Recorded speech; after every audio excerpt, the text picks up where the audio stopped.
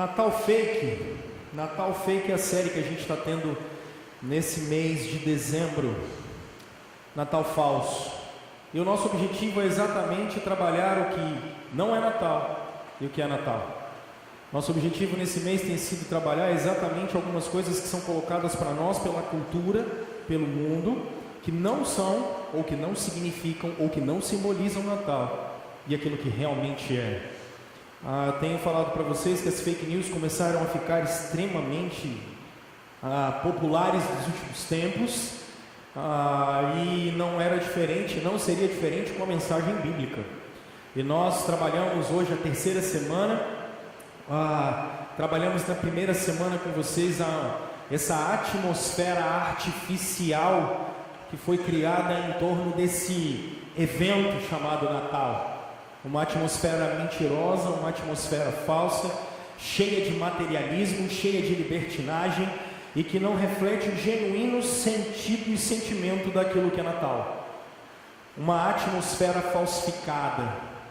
Na semana passada nós refletimos sobre uma bondade fingida ou sobre atitudes de bondade que nós não temos durante 11 meses, mas me parece que em um mês a gente resolve se travestir de um senso de bondade e a partir daí a gente é bom durante um tempo. E hoje a gente continua a nossa reflexão com uma comunhão fingida. A nossa reflexão hoje sobre Natal Falso é sobre comunhão fingida. E eu começo trazendo algumas coisas que me deixaram meio... Na verdade, vou trazer um dado só que me deixou estarrecido, porque dá uma olhada nessa notícia. Ela é desse ano e da BBC. As pessoas estão cada vez mais solitárias. Confira esses outros 4 mitos sobre a solidão. Porque, na verdade, quando a gente fala de comunhão, existe uma diferença entre solidão e ser solitário. Uma coisa são alguns momentos da vida em que você quer ficar sozinho. Isso acontece com todo mundo. Às vezes a gente quer ficar sozinho, a gente quer dar uma parada, a gente não quer barulho, a gente às vezes não quer conversar com ninguém, a gente só quer colocar a cabeça no lugar. A gente, em alguns momentos, a gente não quer fazer nada. Você só quer deixar, talvez, aquela adrenalina baixar, talvez você só está a fim de deixar a cabeça tentar dar aquela esvaziada. Às vezes você quer, por exemplo, pegar o carro e sair dirigindo, ouvindo uma música, sem ninguém do lado. Ou às vezes você quer, sei lá, ir na praia e dar uma olhada no pôr do sol, ou no nascer do sol. Enfim, às vezes a gente quer ficar um pouco só, é normal. Agora, o problema não é quando você quer ter um momento de individualidade ou um momento solitário. O problema é a solidão. Porque estar em um momento parado não significa que você, ou talvez esse seja o problema de alguns de vocês que hoje estão aqui, um sentimento de completa incompreensão. Um sentimento de desconexão. Alguns de nós, por exemplo, estamos numa multidão, mas mesmo assim nos sentimos desconectados. Às vezes estamos no meio de reuniões familiares, mas nos sentimos desconectados. Às vezes estamos no meio de pessoas no trabalho, mas nos sentimos desconectados. Parece que nós estamos ligados a ninguém. É aquele sentimento de não pertencimento. É muito comum isso, às vezes acontece com jovens, adolescentes que tentam encontrar a sua cabeça, tentam encontrar o seu lugar no mundo. Então, até eles conseguirem se sentir e fazer parte de algum lugar, isso demora um pouco. Esse sentimento aumenta cada vez mais. O sentimento de não pertencimento, não de às vezes querer ficar só, mas o sentimento de não encontrar o seu lugar. Seja em grupos de afinidade, em família, pessoas que estão perto, esse sentimento de não pertencimento. E isso é uma epidemia tão grande e as depressões nascem daqui, as faltas de aceitação nascem daqui, E isso é tão interessante que nessa reportagem mesmo vocês podem ver que trata-se de um sentimento que vem recebendo cada vez mais atenção nos dias de hoje. Olha que absurdo! O Reino Unido decidiu criar um Ministério da Solidão. E eu pensei que no Brasil a gente tinha ministério demais, né? Mas tem um Ministério da Solidão, encarregado de atuar com outros órgãos do governo para enfrentar o problema. Isso é muito sério. Esse sentimento de não pertencimento. Mas por que isso? A gente chega no Natal e eu não sei, mas talvez alguns de vocês já programaram umas festas de fim de ano. Já programaram o tempo em que vocês vão passar. Com quem? Com quem nós vamos passar esse período? Com quem nós vamos passar esse tempo? Será que vai ser mais um tempo de fingimento, em que a gente coloca uma carapuça e a gente fica lá naquele momento, perto de pessoas que a gente não sabe se gosta, ou gente que a gente está junto só por estar? Até quando isso? Esse é o problema do Natal. O Natal fake é assim. Nós não nos sentimos partes de determinados segmentos. E o pior, às vezes, nós não nos sentimos parte da nossa própria família, não nos sentimos parte da igreja, não nos sentimos parte de lugar nenhum. Mas por que isso acontece, pastor? Eu não tenho como exaurir todo o assunto hoje. E aí eu já falei para vocês que solidão e isolamento não é a mesma coisa. Mas é interessante porque uma das coisas que nos atrapalha hoje a nos relacionarmos de maneira genuína com os outros é porque nós temos objetivos. Fato. Só que a grande questão é que os nossos objetivos têm gerado cada vez mais demandas para a gente. A gente está num excesso de atividade enorme. E aí esse excesso de atividade enorme gera na gente um cansaço, e aí isso gera na gente uma falta de paciência. Só eu que vivo isso? Não, né? É interessante porque percebe o início da cadeia. Muitos de nós reclamamos às vezes de não conseguirmos ficar perto de pessoas, nós não conseguimos nos relacionar com pessoas, nós não conseguimos manter uma genuína presença no meio das pessoas, e em tantos casos isso acontece porque a gente traçou determinados objetivos na vida da gente, daí a gente se encheu de atividades, e aí quando a gente se encheu de atividades, a gente está tão cansado que a gente não consegue manter uma relação genuína e coerente e suficiente com as pessoas que estão ao nosso lado. A gente está caindo no nosso tempo nesse conto de sucesso que eu tenho sempre falado com vocês, e quando caímos nesse conto, a gente estava conversando com a Aline um tempo desse atrás. Gente, às vezes quando dá 6 horas da tarde não resta nada da gente para chegar em casa para os filhos da gente. A gente está tão morto que não resta nada 6 horas da tarde para nossa esposa. A gente está tão acabado que não resta nada para visitar uma avó antiga, aquela que você não vai lá tem 9 meses, ou 2 anos, ou 5 anos e meio. Não sobra nada. Nada, cheios de demandas e não sobra nada. Mas tem um outro grupo. Esse grupo está num outro tipo de atividade, que se passar aqui vai ser melhor ainda. Mas o Salomão está lá na frente do negócio, não vai passar não. Ele está na frente daquele negócio, ele não ouviu ainda não, mas ele vai ouvir. Passou? Agora foi, é porque ele chegou de lado. Água, é porque ele saiu de lado lá. Mas tem um outro grupo, e esse talvez seja pior. Tudo atrapalhando? Bom, gente, tem um MSW1375 Logan branco, vidro aberto. Corre lá, Logan branco. E tá osso por aqui. Deve estar roubando mesmo, hein? Oi? Com o vidro fechado já estão roubando. Com o vidro aberto. MSW1375. É daqui? Logan branco. Se for, você está com o vidro aberto, cuidado. Pode ser que você chegue lá e não tenha mais carro. Tem um outro pessoal que é a turma do egoísmo mesmo. E esse talvez estejamos todos nós nele. Porque essa matemática é muito simples. Egoísmo junto com a falta de consideração que a gente tem, e isso é igual a não estar nem aí para o outro mesmo. Essa é uma matemática bem simples nossa. Gente, como nós temos falta de consideração com as pessoas, mas é muito mesmo. Especialmente na nossa sociedade, percebam, nós temos uma falta de consideração com quem é mais velho, fora de série, muito grande. Você só percebe isso quando você é pai, aí que você percebe que seus filhos não estão nem aí para você, e você percebe que só vai piorar, aí é pior ainda. Quando a gente está falando de comunhão fingida, a gente está falando de uma sociedade extremamente egoísta e egocêntrica, de pessoas mimadas que só querem ser felizes e realizadas, que não sabem lidar com o contraditório e não sabem lidar com o não sabem ouvir não sabem lidar com frustrações. E como nós não temos consideração com os outros.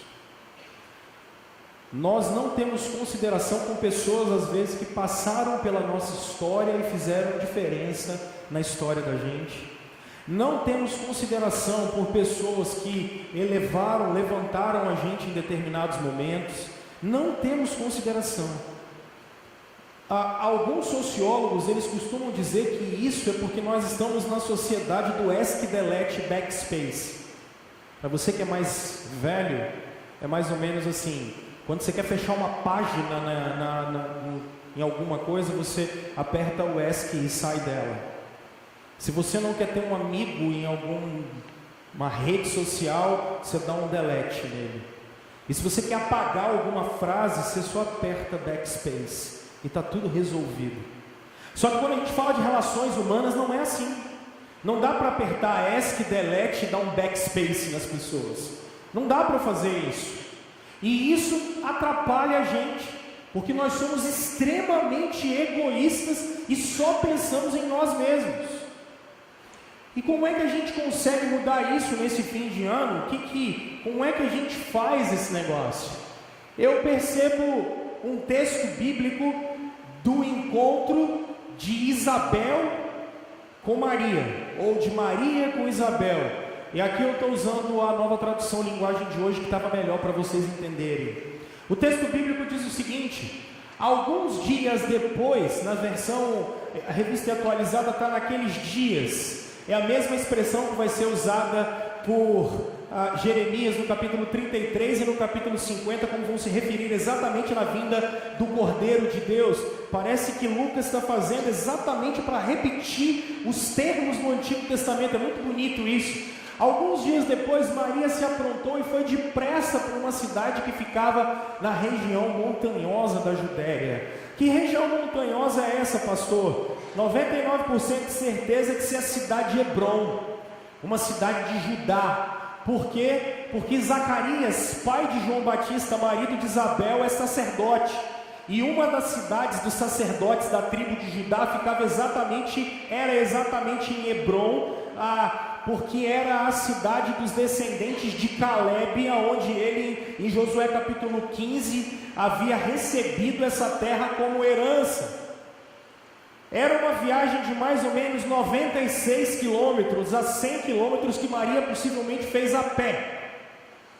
E ela então chega nessa cidade, uma cidade montanhosa. Ela sai de Belém, de Nazaré, e ela vai até Hebrom. Quando ela chega lá, entrou na casa de Zacarias e ela cumprimentou Isabel. Pastor, por que ela cumprimentou Isabel e não cumprimentou Isaías? Se você olhar o verso 15 do capítulo 1, você vai perceber que Zacarias estava mudo, porque ele não acreditou na promessa de Gabriel. Lembra? Quando Gabriel chegou e falou. Então, muito provavelmente, Zacarias ficou recluso durante todo o tempo da gestação de Isabel, até o dia que ele volta a falar. Era muito comum os doentes ficarem reclusos. Então, quando ela chega na casa, ela não vai falar com Zacarias, ela vai falar com Isabel. Imagina, Maria, uma moça, ela devia ter entre 13 e 15 anos. Muito possivelmente a gestação dela ocorre nesse período da vida dela. Uma viagem praticamente de 100 quilômetros a pé. E ela chega então até a casa de Zacarias e Isabel. Quando Isabel ouviu a saudação de Maria, a criança se mexeu na barriga dela. Então, cheia do poder do Espírito Santo, Isabel disse bem alto: você é a mais abençoada de todas as mulheres, e a criança que você vai ter é abençoada também. E ele continua: quem sou eu para que a mãe do meu Senhor venha me visitar? Gente, se vocês olharem, a coisa mais maravilhosa, a diferença da gestação de Isabel para a gestação de Maria são 6 meses.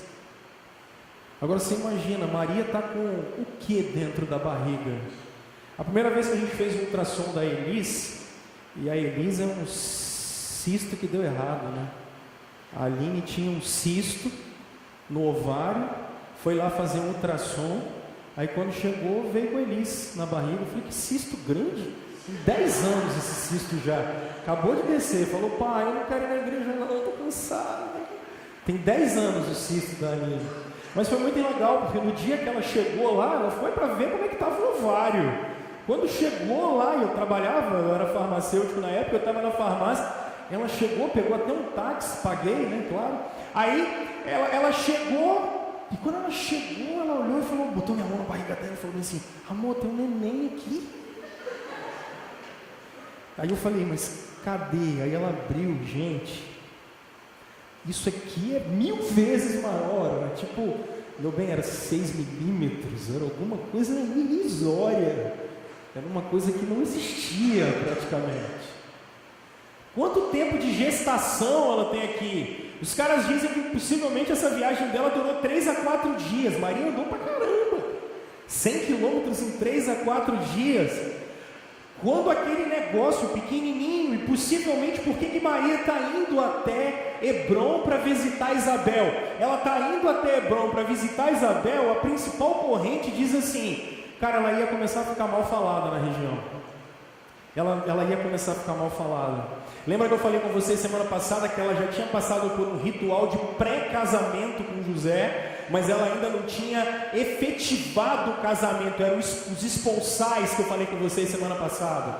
Ela já estava prometida, praticamente casada, só faltava, assim, acabar o negócio e ela, enfim. Só que agora o que ela faz? Ela precisa ficar um tempo fora exatamente para evitar aqueles maus comentários, aquele pessoal da pelada do José que eu falei com vocês semana passada, a turma da carpintaria, o que eles iam falar dele. Então, para não se preocupar com isso, ela então apressadamente vai até a casa do Zacarias. E o que é legal é que o menino pula, ele salta. João Batista salta na barriga de Isabel. Essa expressão saltar aqui é a mesma expressão usada no Salmo 114 para dizer que os montes saltam de alegria na presença do Senhor. Você já imaginou? Me lembro também que quando Júlia era pequenininha na barriga da Aline, a Elisa era mais tranquila porque eu conversava, ela se mexia. Mas a Júlia já era espoleta desde a barriga, porque a Aline falava assim: amor, olha só. Aí eu botava a mão, tipo, vinha um negócio grande que passava assim do lado, parecia que era tipo o calcanhar ou o cotovelo dela, alguma coisa que era muito legal. Ela ia e voltava. Não é esse tipo de movimento que vocês sentem na barriga. Aqui é como se o moleque tivesse dado um streamlink. É como se ele tivesse tido um êxtase. E é interessante isso, porque Gabriel fala exatamente isso para Isabel, quando ele diz: esse menino vai ser cheio do Espírito Santo desde o seu ventre. E ele já dá aquele pulo quando ele vê, nem sei o que estava na barriga de Maria. Imagina o poder de nosso Senhor encarnado, quando mesmo pequeno, quando ainda um feto informe, João Batista, quando vê, já diz: é esse aí que eu vou ter que anunciar, hein? Eu vou ter que falar dele. E você é abençoada, pois acredita que vai acontecer o que o Senhor lhe disse. Gente, se nós temos comunhão fingida, o que é comunhão verdadeira nesse tempo? E o que a gente pode aprender com a Escritura Sagrada disso? Eu separei esse texto em 3 blocos para você. E o primeiro é que comunhão verdadeira, pessoal, é exatamente quando nós podemos contar com o outro. Pastor, por que você está dizendo isso? Eu estou dizendo isso, turma, porque alguns dias depois Maria se aprontou, ela foi depressa para uma cidade que ficava na região montanhosa da Judéia.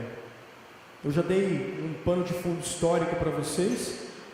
Talvez Maria tenha que se aprontar rápido, para que ela não fosse julgada pelas pessoas, para que José não fosse mal falado pelas pessoas, para que algo pior não acontecesse, ela fosse levada até a porta da cidade, para lá ser julgada pelos anciãos da cidade, e alguma coisa terem que explicar. Então ela corre, e quando ela corre, ela vai direto para a casa da Isabel.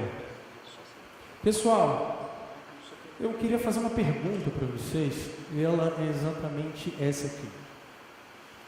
Hoje, aonde você está aqui? Para quantas pessoas você poderia ligar para dividir qualquer situação da sua vida? Imagina que você é a Maria e você precisa sair correndo para se refugiar em algum lugar. Quantas pessoas você tem hoje para você dividir qualquer situação da sua vida? E eu não estou falando da sua mulher, eu não estou falando do seu marido, porque muitas vezes a gente precisa de conselhos matrimoniais, de pessoas que vão nos ajudar. Claro que a nossa casa, as pessoas que a gente está perto, elas, enfim, marido, mulher, isso é uma cumplicidade, mas às vezes acontece de muitos maridos terem problema com as mulheres e eles precisam de alguém para poder ajudar os dois. Ou às vezes as mulheres têm problema com o marido e precisam de alguém para poder ajudar os dois. Ou, o que é muito comum, por exemplo, há famílias que, citar esse exemplo, financeiramente eles estão arrebentados, não conseguem se levantar e às vezes precisam de uma ajuda aí de fora, de alguém para poder os ajudar a levantar. Essa é a pergunta que eu faço para você. Você, durante o tempo que você passa nessa vida, durante o tempo que você está pisando nessa terra, para quantas pessoas hoje você poderia, sem restrições nenhuma, ligar para poder pedir abrigo, ligar para poder pedir ajuda, e que fossem 100% confiáveis, e você poderia confiar nelas? Isso é interessante, gente, porque a gente dá algumas desculpas em relação a isso. A primeira desculpa é essa: eu nunca precisei de ninguém. Lembra que falso testemunho também é pecado.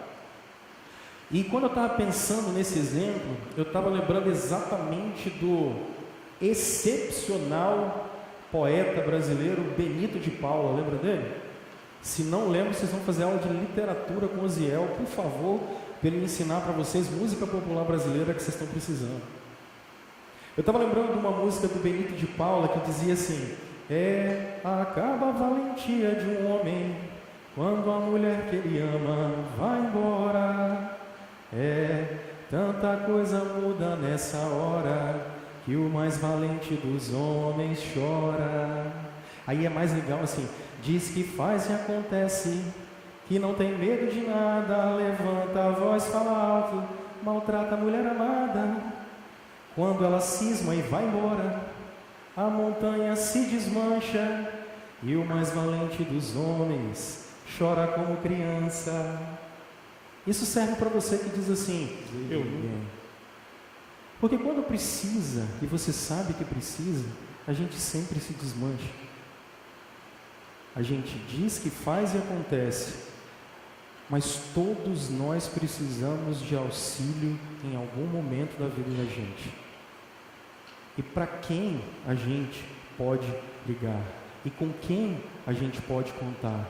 Mas tem uma outra desculpa que a gente dá muito, eu sou mais reservado. E eu acho que tem que ser mesmo. A gente vive numa época da hiperexposição. Pelo amor de Deus, você dá um passo e publica isso, como se alguém quisesse ver. Mas tá bom, como se o cara não quisesse ver, ele não estava lá.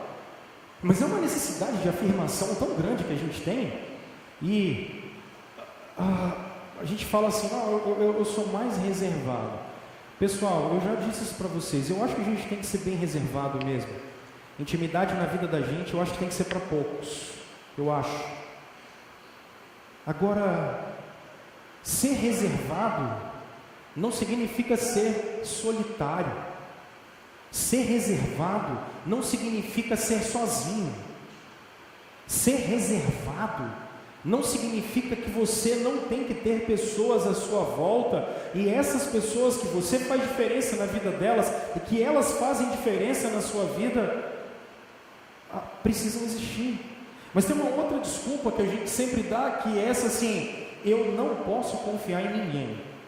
E isso acontece muito com vocês que tiveram um problema, porque confiaram em pessoas no passado e elas traíram, ou falaram, ou isso, ou aquilo outro. Eu entendo isso. É claro que a gente entende isso. Agora, não significa que porque nós tivemos determinados problemas de confiança com determinadas pessoas, que nenhuma delas é confiável mais. Isso acontece muito com política. Não tem aquele discurso que a gente fala assim: todo político é ladrão. Mas peraí, todo? Mas todo é muita gente. É a mesma coisa que você falar: eu não posso confiar em ninguém. Peraí, cara pálida, eu não posso confiar em ninguém. Não, você pode ter tido uma, duas, três, sei lá, quantas experiências negativas for, mas não significa que porque você teve determinadas situações e circunstâncias negativas com pessoas, todas você não possa confiar. E isso é interessante, porque essas desculpas, elas vão exatamente de encontro ao que a Escritura fala. Mas por que, pastor? Porque quando nós somos criados no Éden, nós somos criados exatamente para refletir o caráter de Deus. Eu tenho ensinado isso para vocês. Nós somos criados para refletir o ser de Deus. E o ser de Deus é um ser comunitário. E quando eu digo que o ser de Deus é um ser comunitário, é porque Deus é trino. Deus é 3 em 1. Deus é um ser completamente relacional entre Ele mesmo. Pai, Filho e Espírito Santo eternamente se relacionam em harmonia, em completude, em unidade perfeita. É por isso que você se sente sozinho às vezes. É por isso que você se sente incompreendido. Não é porque o mundo simplesmente não gosta de você. É porque você já trouxe a necessidade de ter pessoas do seu lado. Você já trouxe dentro de você a necessidade de se relacionar com pessoas. Isso é imagem e semelhança de Deus. É por isso que a gente tem que passar por essa vida e ter gente com a gente. Porque esse é o propósito de Deus antes do pecado entrar no mundo. Esse é o propósito dele para a raça humana. Todas as vezes que a gente, eu não estou falando dos momentos em que você fica só, mas todas as vezes que a gente reluta e é reticente em relacionar-se com as pessoas, a gente está indo contra o plano de Deus. A gente está indo contra o plano da criação. Cada vez que a gente quer se isolar, cada vez que a gente não quer se relacionar, a gente está indo contra o plano da criação. Porque o pecado fez exatamente isso. O pecado fez exatamente a separação entre nós e o outro.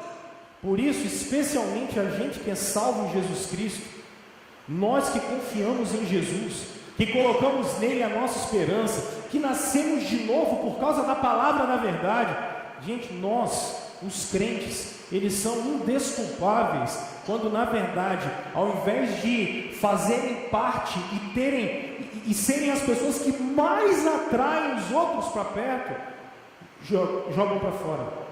Nós somos os mais indesculpáveis, porque esse é o plano de Deus para a gente, viver comunitariamente.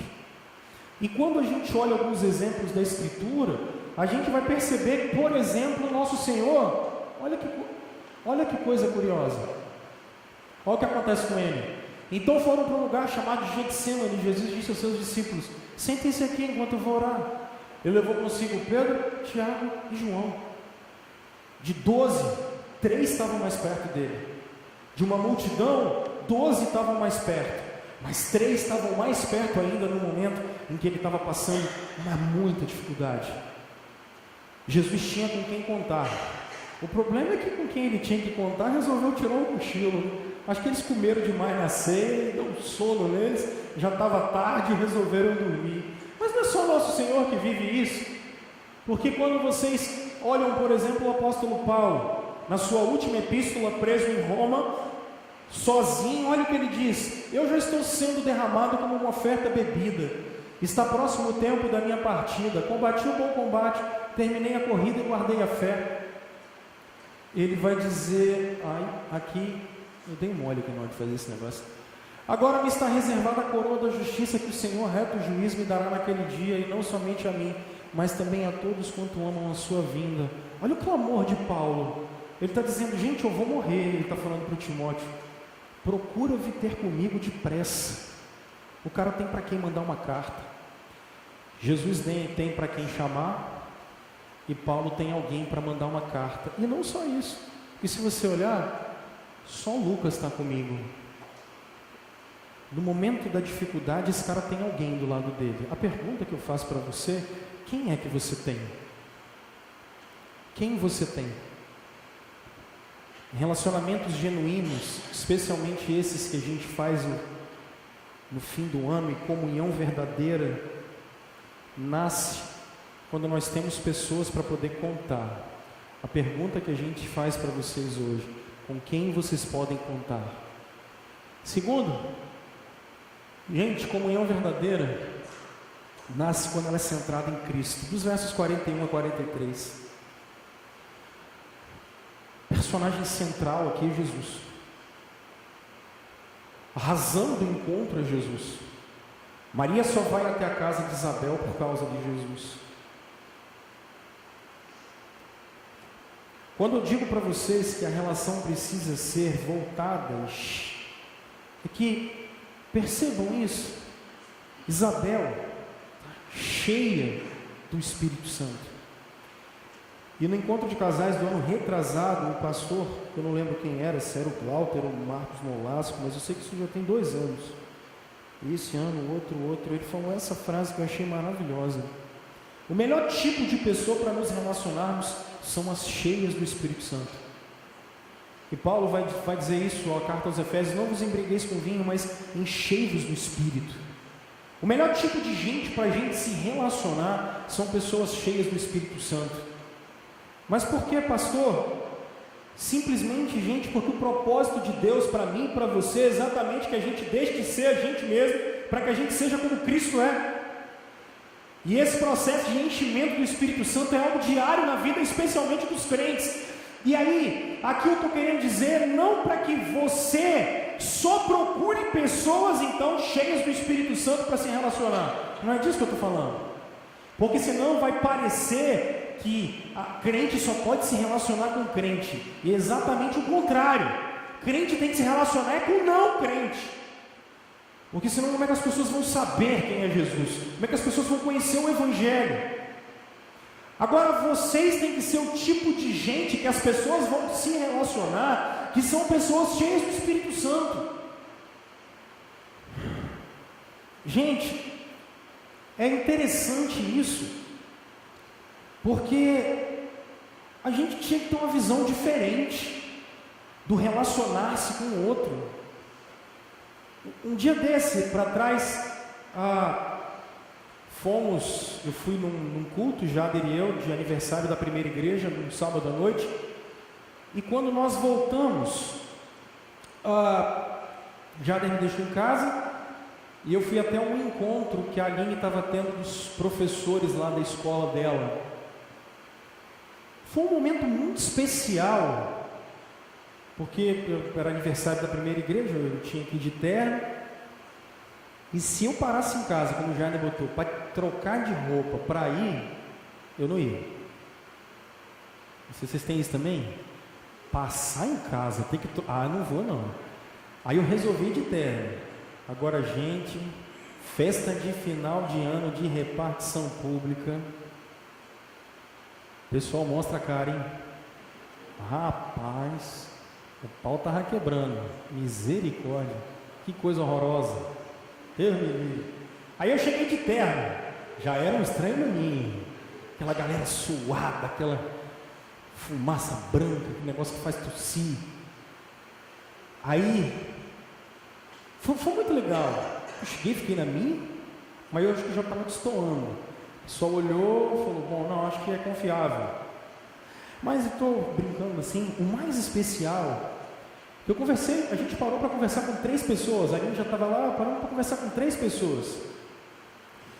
Eu acho que não era o terno, mas as 3 pessoas às quais nós paramos para conversar, elas vieram falar de Jesus com a gente. Achei isso muito especial. E aí, salvada as experiências de cada uma tinha uma vida pregressa extremamente complicada e estava tentando se libertar.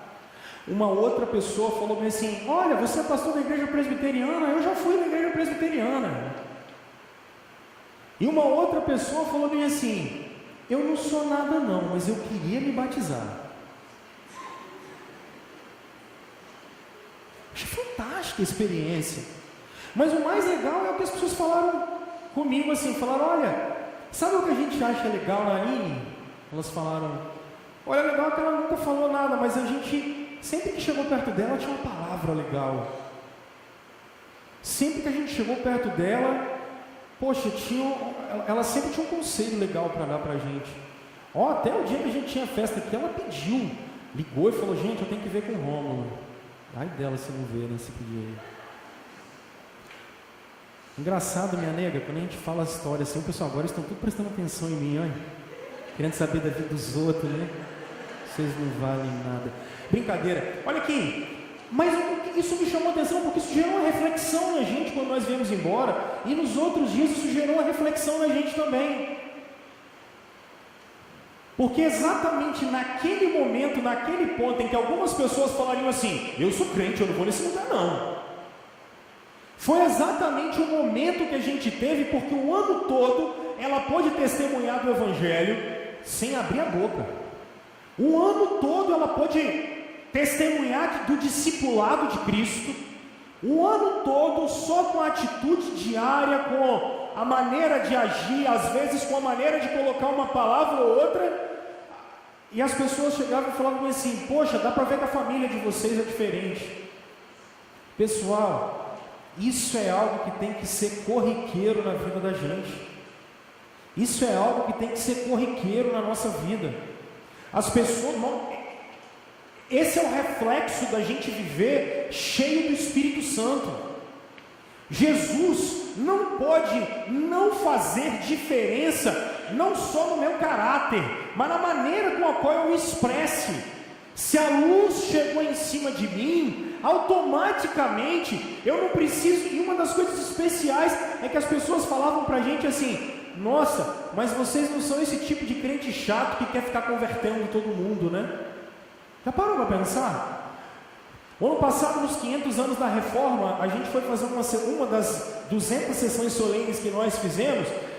Foi fazer uma sessão solene no município aqui perto. E aí foi muito interessante ver um crente brigando com um não crente. Os dois eram assessores de um vereador. Cara, se eu fosse não crente, com aquele crente enchendo minha paciência daquele jeito, eu nunca queria saber do Jesus enjoado daquele que ele estava pregando. Mas nunca. Aquele Jesus que ele estava pregando era chato demais, ele não existe, ele não é bíblico. Ser cheio do Espírito Santo, gente, nas nossas relações, é que as pessoas precisam ver o que a gente é. E a partir do que a gente é, a gente se relaciona com os outros.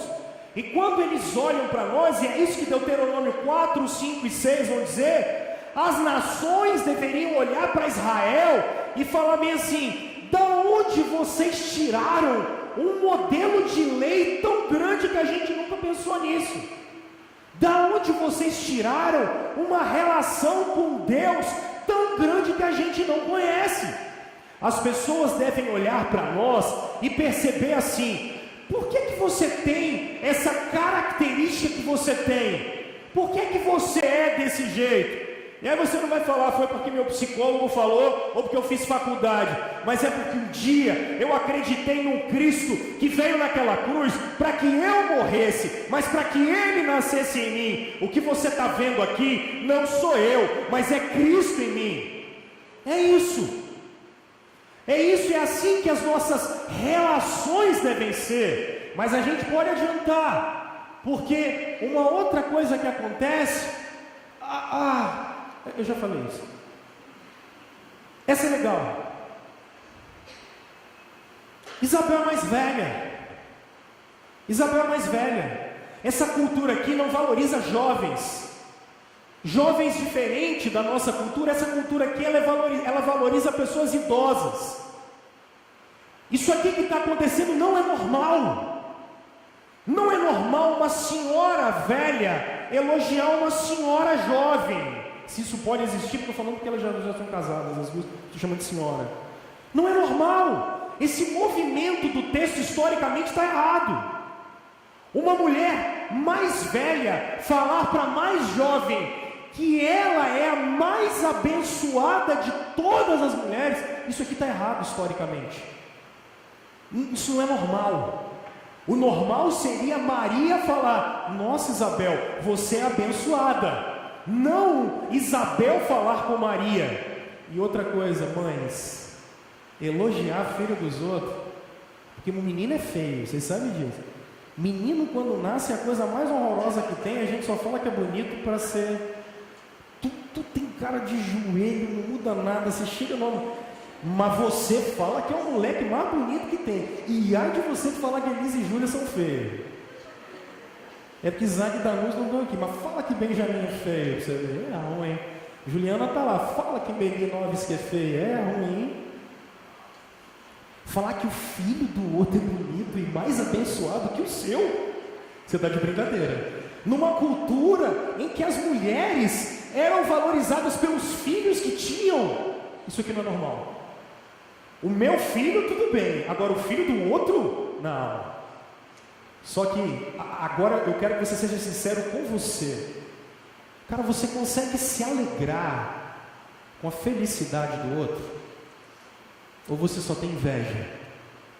Você consegue olhar para a família do outro e sentir alegria por ele? Aqui não tem inveja.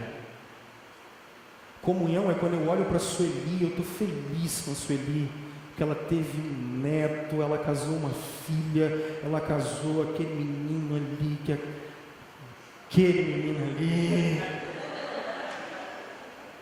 Eu estou feliz por ela.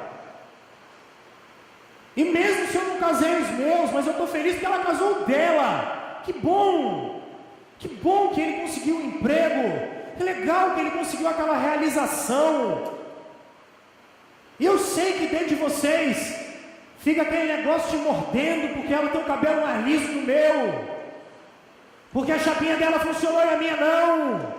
Eu sei, porque essa é uma briga que você tem que ter com você mesmo e com a sua carne. Eu sei. Agora, meus irmãos, comunhão quando é verdadeira é quando eu estou feliz por você. Eu não estou sentado aí, olhando para o lado, invejando meu vizinho. O Asaf, quando escreve no Salmo 73, ele quase morreu, porque ele olhava a prosperidade dos ímpios, ele falava: eu não consigo entender. Claro que não, Asaf, você é um invejoso, por isso que você não vai entender. Porque você acha que Deus errou quando Ele botou você na família que você está. Porque você acha que Deus errou quando fez você nascer quando você nasceu. Porque você acha que Deus errou quando botou você onde você está. Porque você acha que você é melhor que Deus. Então é por isso que você tem inveja do outro. Porque você acha que Deus errou. É essa a mensagem que a gente está falando com ele. Isabel está entendendo o plano de Deus. Que o filho dela é Isaías 40 se cumprindo. É João Batista aparecendo, mas ela sabe que o que está lá do outro lado, na barriga da prima dela, é o supremo salvador do universo, é o criador do universo que está na barriga de Maria, é aquele que veio resgatar inclusive ela, quando ela diz: quem sou eu para que a mãe do meu Senhor venha me visitar? A pergunta que eu te faço é: como é que você lida com a inveja, quando você está se relacionando com os outros? Como é que você lida com isso?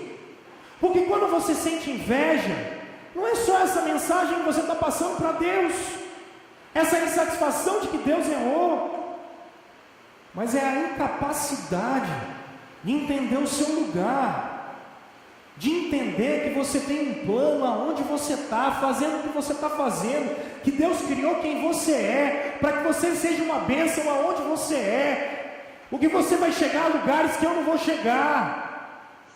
É isso, gente. Como é que a gente lida com inveja?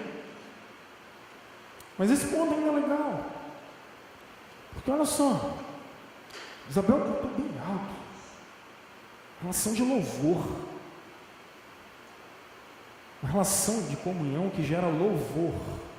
Olha só, eu vou tratar no último ponto, agora eu vou tratar de uma outra coisa, mas eu quero que você preste atenção no seguinte: hoje, como a gente reclama da vida, a gente reclama de tudo.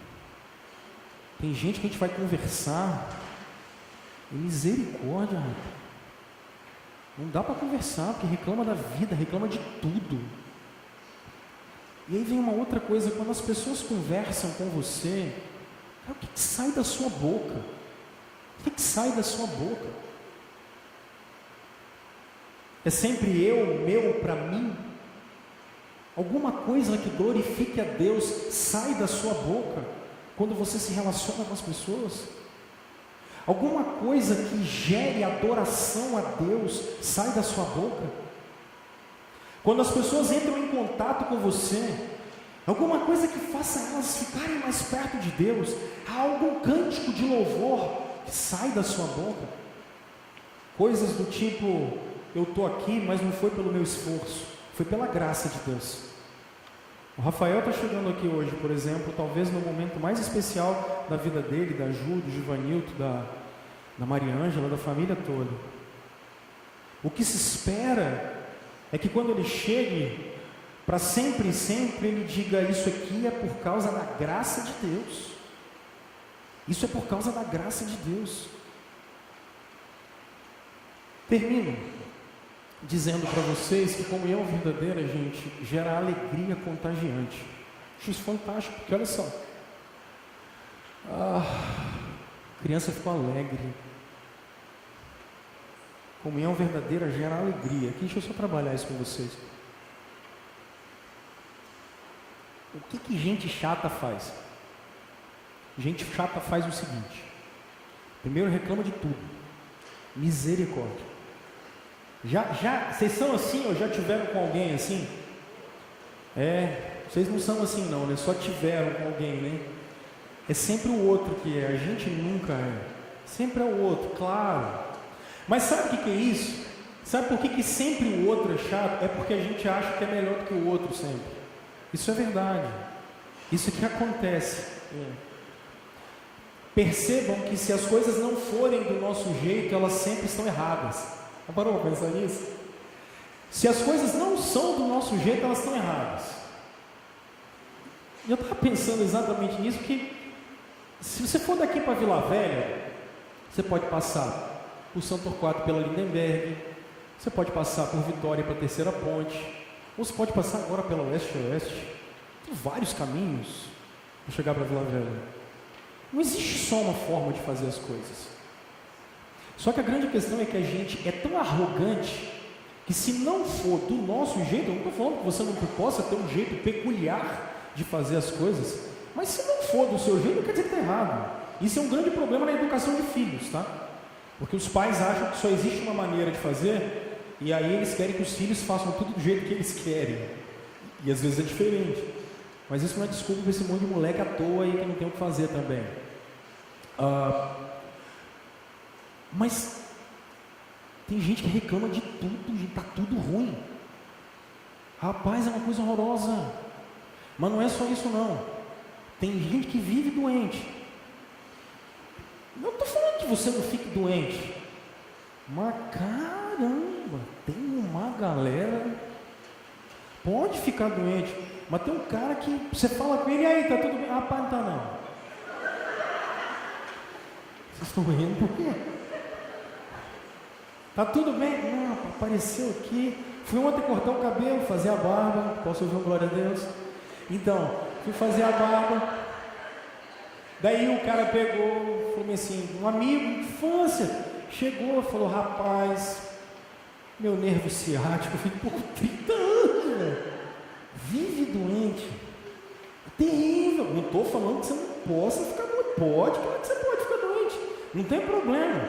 Fiquei com a gripe aí o ano passado, uns 8 meses. Que doente, hein? Mas tem gente que reclama de tudo e está tudo ruim. Misericórdia. Mas tem um resto de gente que, olha, tá ruim demais lá em casa. É vítima de tudo, ninguém gosta dele. Ai, rapaz, o cara já me olhou de um jeito errado ali. Pelo amor de Deus.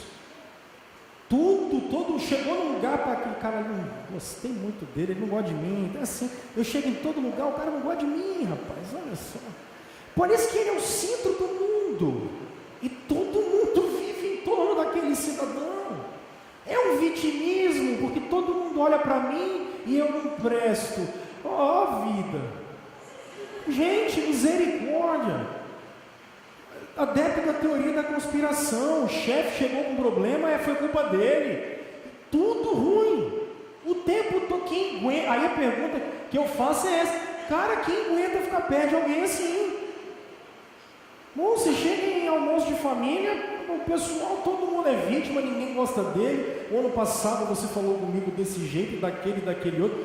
Ô gente, pelo amor de Deus, se você é desse jeito, você muda, porque ninguém vai aguentar você, cara. Você está ficando louco. Tá maluco. Ninguém aguenta isso. Isso é chato. Isso é chato. Lidar com gente assim é chato. Gente que reclama de tudo, gente que tudo está ruim, gente que nada está bom, que o dia está cinza, o cara está reclamando, ninguém aguenta isso. Se você é desse jeito, pelo amor de Deus, ninguém vai querer ficar perto de você mesmo não, filho. Ninguém quer ficar perto de você. Deixa eu te dizer uma coisa. A cruz veio para nos dar alegria, cara. Por favor, Davi está dizendo isso. Quando ele peca no Salmo 51, ele está dizendo: me dá de volta a alegria da salvação. Porque se o ciático está doendo, meu irmão, ou se você está na UTI, ou se está fazendo a cirurgia, se perdeu o emprego, você sabe que você está caminhando para a glória, você sabe que você está caminhando para morar com Cristo, você sabe que é maior o que está em você do que o que está no mundo. Então, meu irmão, cai o mundo, Jesus está vivo. Agora, se a salvação não te gera alegria, qualquer gripe que você pegar, tu vai ficar insuportável. Porque o que tem que te gerar alegria não é se você passou na prova ou não, se você recebeu um aumento ou não, se você recebeu e não quer se me dar, não tem problema. Mas olha só, cara, a salvação tem que te gerar alegria. Jesus encarnado, cumprindo a lei no seu lugar. Jesus naquela cruz, pagando os seus pecados, religando você a Deus. Isso é maior do que qualquer dádiva que a gente pudesse ter nessa terra. Era o sacrifício de nosso Senhor, quando no terceiro dia Ele ressuscitou dos mortos, quando Ele subiu aos céus, e Ele disse que mandaria o Espírito Santo que está aqui, dentro de nós e no meio de nós. E quando Ele deu a promessa de que um dia Ele voltaria, se isso não te agrada, meu irmão, não tem mais nada, não há nenhuma notícia mais gloriosa do que essa. Salvação tem que gerar alegria na gente. A gente sabe que, eu não estou falando aqui de momentos felizes e momentos tristes, eu estou falando da gente ser gente contente. Pessoas que quando os outros chegam perto de nós, elas têm prazer em ficar perto da gente. Gente agradável. E uma outra coisa para gerar alegria é que a fonte da nossa alegria é o Senhor, gente. Paulo escreve em Filipenses, Paulo está preso. Paulo está preso. Mas quando ele está preso, ele escreve a carta da alegria, que é Filipenses. E ele vai dizer: alegrem-se sempre no Senhor. A alegria de vocês tem que ser Cristo. A alegria de vocês é Jesus. É esse que é a razão da alegria de vocês. A razão de vocês levantarem todos os dias é Jesus. A razão de vocês viverem tem que ser Jesus. E nada mais. O resto, gente, é plus. O resto é mais. Jesus precisa ser suficiente na nossa comunhão, na nossa relação com o outro e na vida da gente. Porque olha só, plenitude a gente só vai experimentar na glória. Completude, plenitude. Mas agora que Ele vive na gente, dá para viver lampejos da glória. Eu tenho falado isso com vocês. É a alegria em uma delas. Gente, comunhão verdadeira é isso. E aí, respondendo a nossa pergunta de todos os domingos, pastor, o que eu faço com isso? Primeiro, para quantas pessoas hoje você pode ligar, cara? Para quantas pessoas hoje são amigos que você tem? Gente que você cultivou na vida? Para quantas pessoas? Será que talvez não chegou a hora de você parar um pouco e cultivar amigos, amigos de verdade? Ser assim e ter pessoas assim. Acho que a coisa mais triste, gente, é a gente partir dessa terra sem deixar saudade. Se você quer deixar seu nome marcado na história, desiste. Porque daqui a 2 gerações depois que você morrer, ninguém vai lembrar de você. Eu não sei o nome dos meus tataravôs, nem bisavôs. Seu nome vai ser esquecido na história. Não se preocupe. Fique muito tranquilo. As pessoas vão esquecer de você. Seus netos, seus bisnetos nem vão saber que vocês passaram por aqui. Então, vamos cuidar das pessoas que estão à nossa volta agora. Vamos nos relacionar com as pessoas que estão à nossa volta agora. Vamos fazer a diferença nas pessoas que estão na nossa vida agora. Porque o único que tem que ficar na história, ele já está na história. Ele dividiu a história no meio, ela é antes dele e depois dele. Só isso importa. Então, abençoe a vida de pessoas que estão do seu lado agora. Tenha amigos, companheiros, gente mais chegada do que irmão agora. Tenha pessoas para ligar agora. E deixe o seu telefone ligado para que você tenha pessoas que possam ligar para você também. Segundo, que tipo de companhia, que tipo de companheiro, cara, você tem sido? Que tipo de companheiro você tem sido? Quem é que você tem sido?